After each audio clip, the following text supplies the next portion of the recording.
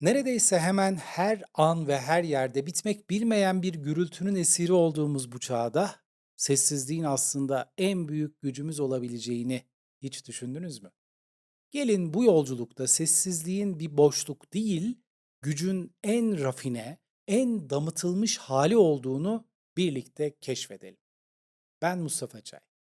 Sadece bir anlığına içinizdeki, dışınızdaki bütün o gürültüyü bir susturun şimdi lütfen. O kısacık anlarda neler hissettiğinizi bir düşünün. Bir huzursuzluk mu? Hemen doldurmanız gereken bir boşluk mu? İşte o anlar modern insanın en büyük korkusuyla, yani kendi sessizliğiyle yüzleştiği o tekinsiz anlardır. Yol haritamız oldukça net. Önce gürültünün bizi nasıl bir köleye dönüştürdüğünü göreceğiz. Sonra sessizliğin aynasında kendimizle yüzleşeceğiz.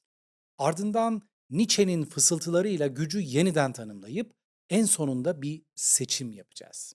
Hazırsanız başlayalım. İlk durağımız modern dünyanın sessizliği nasıl doldurulması gereken bir kusur, bir sistem hatası olarak gördüğünü anlamak olacak. Düşünsenize, asansördeki o garip sessizlik vardır ya, herkesin anında telefonuna sarıldığı anlar vardır. İki kişi konuşurken araya giren bir saniyelik boşlukta yaşanan panikler vardır. Sessizlik artık o kadar dayanılmaz bir hal aldı ki günümüzde onu anında dijital bir gürültüyle, anlamsız kelimelerle ya da telefonumuzu kaydırmayla, herhangi bir şeyle boğmak ya da yok etmek zorundaymışız gibi hissediyoruz. İşte bütün meselenin özü tam olarak bu aslında. Gürültü bizim için bir kaçış, bir nevi uyuşturucu. Peki neden kaçıyoruz? Sessizliğin bize tuttuğu o acımasız aynadan. Yani aslında kendimizden kaçıyoruz. Peki o aynada bizi bu kadar dehşete düşüren ne var? Neden sessizlikten bu kadar yoğun bir şekilde kaçma ihtiyacı duyuyoruz? Şimdi bu sorunun peşine düşelim bakalım.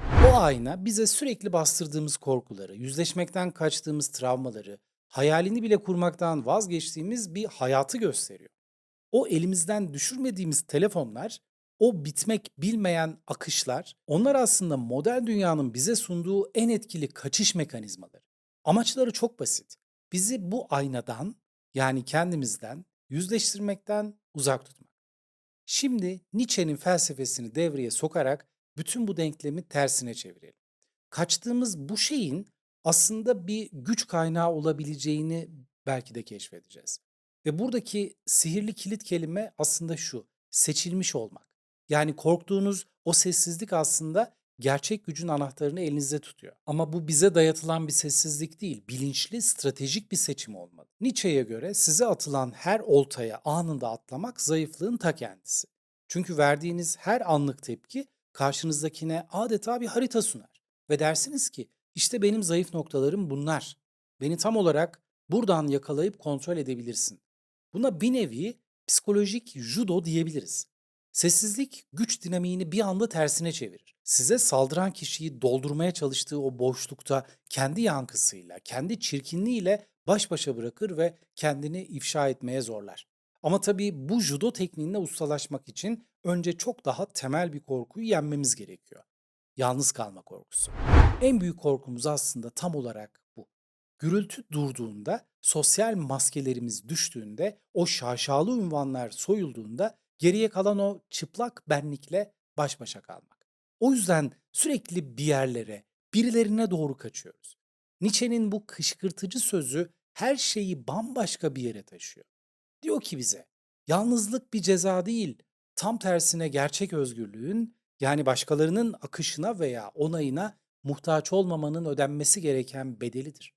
Ve bu bedeli ödemeye cesareti olanlar özgürlüğü gerçekten ama gerçekten tadabilir.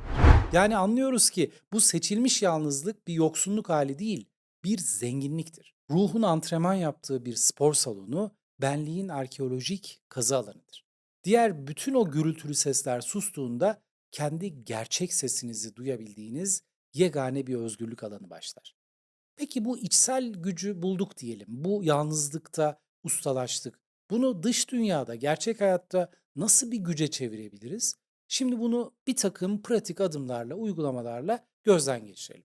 Gerçekten güçlü insanların bir ortamda en az konuşan kişiler olduğunu hiç fark ettiniz mi? Sürekli konuşarak, bağırarak varlıklarını kanıtlamaya çalışmazlar. Onların sadece varlığı sessiz bir yer çekimi gibi etrafını etkiler ve şekillendirir. Bu pasif bir bekleyiş değil, aktif bir stratejidir. Size yöneltilen bir provokasyon karşısında sessiz kalarak aslında şunu söylersiniz: senin bu basit oyunun benim enerjime değmez. Ve işte o anda tek bir kelime bile etmeden savaşı kazanırsınız. Ve şimdi geldik en temel noktaya. Kendinden gerçekten emin olan bir insanın kendini sürekli olarak başkalarına kanıtlama gibi bir derdi olabilir mi? Çünkü sessizlik ona yöneltilen bütün okları dağıtan görünmez bir kalkan gibidir. Çünkü bilir ki her lafa cevap yetiştirmek güç değil, bir özgüven eksikliği göstergesidir. Ve şimdi bu yolculuğun sonunda o ayna yeniden size dönsün. Artık bir seçim yapma anı geldi ve sorumuz aslında çok basit ve net. Daha ne kadar kaçmaya devam edeceksiniz? Bu cesur seçimi yapmanın ödülü ne olacak? İşte bir dönüşüm. Daha az konuşacaksınız ama sözleriniz çok daha fazla bir etki yaratacak. Daha az tepki vereceksiniz ama varlığınız çok daha derinden hissedilecek. Ve kendinizi kanıtlama ihtiyacınız bitecek. Çünkü en büyük ispatı zaten kendi içinizde bulmuş olacaksınız. Sessizlik bir zayıflık değil. O gücün en rafine, en damıtılmış ve en zarif formudur. Ve şimdi karar hepimizin. Gürültünün kölesi olmaya devam mı edeceğiz yoksa sessizliğin efendisi mi olacağız?